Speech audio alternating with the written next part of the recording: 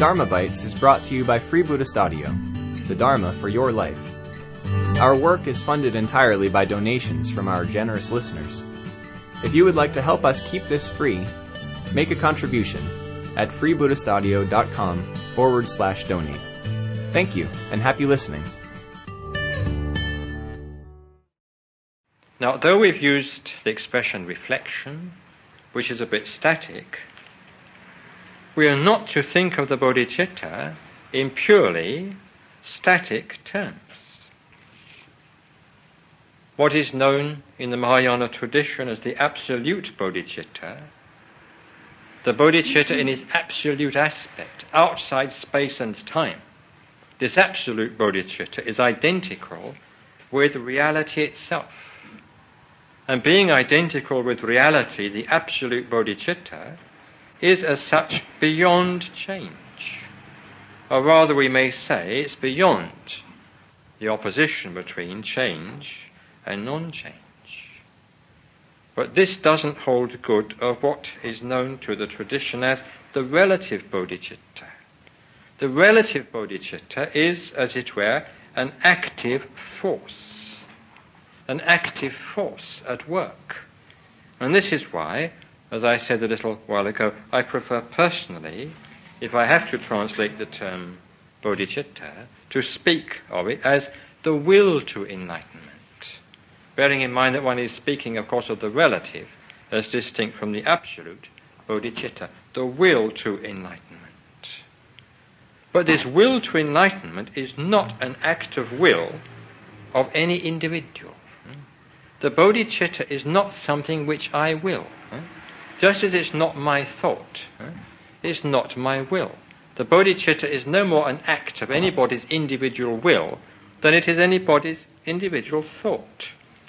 We might in fact, though here we have rather to grope for words, we might in fact think of the bodhicitta as a sort of cosmic will. I don't quite like to use this word will, but there's really no other. A sort of cosmic will, if you like, a will at work in the world, at work in the universe, in the direction of what we can only think of as universal redemption, the liberation, the enlightenment, ultimately, of all sentient beings.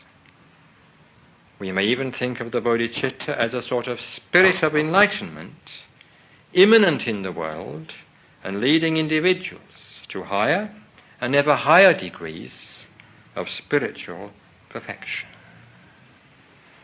So this being the case, it's clear that individuals do not possess the bodhicitta. If you possess it, it's not the bodhicitta. It's something else. It's your own thought. It's your own idea. But the bodhicitta, the transcendental, non-individual, cosmic bodhicitta, you've missed. You've got hold of something else. Individuals do not possess the bodhicitta.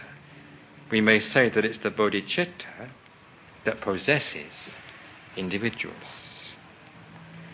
And those of whom the bodhicitta takes possession, as it were, in whom this bodhicitta arises, or within whom it manifests, become what we call bodhisattvas. They live, that is to say, for the sake of enlightenment. They strive to actualize, for the benefit of all, the highest potentialities that the universe contains. So much then for the bodhicitta. Very much more could be said about it.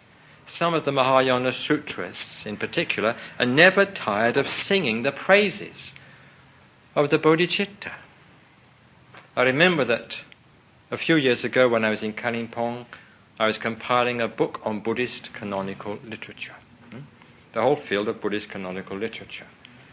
And I came, amongst other things, to the Mahayana sutras, and among other sutras to the Gandhavyuha. And I wanted to quote just a few verses of what the Gandhavyuha said in one place about the bodhicitta.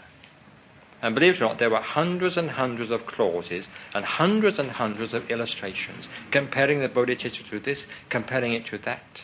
comparing it to a gold mine, comparing it to the sun, comparing it to the moon, comparing it to everything. And you got the impression, after going through this vast array of similes and comparisons, that the bodhicitta, for the Mahayana author, traditionally of course the Buddha of the sutra, the bodhicitta was just everything. It was hymned and it was praised, almost as though it had been a sort of deity.